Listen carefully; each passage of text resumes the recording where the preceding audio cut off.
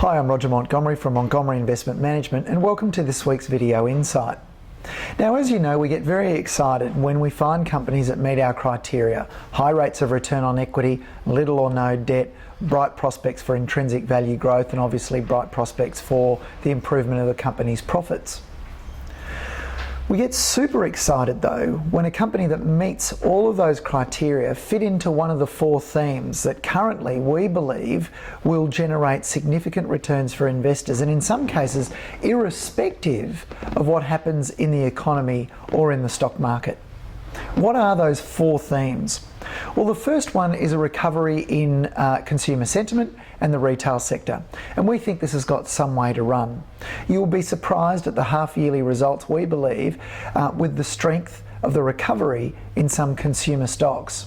We also believe that a recent survey that revealed investment outside of the resource sector is picking up will also fuel returns in retail.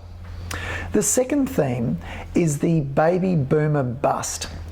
We of course know that baby boomers, as the cohort of baby boomers progresses through their life cycle, everything that they touch goes up in price and sees stronger demand. And that's a function of the fact that there's a massive bulge in the economy that hasn't been seen previously. But on the back of that, there's also an impact.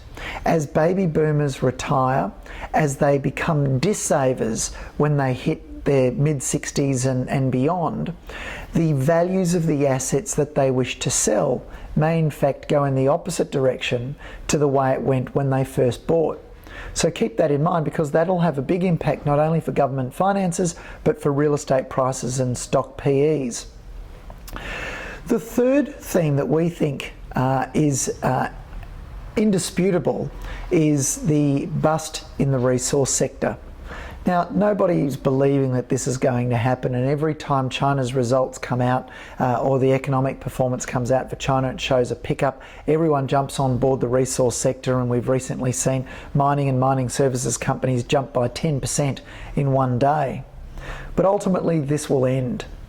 Ultimately, a huge iron ore response is going to force the iron ore price lower, and that's going to have a ripple effect that's going to affect everyone servicing that industry and ultimately the Australian economy. And the final one is the one we call the Internet of Everything.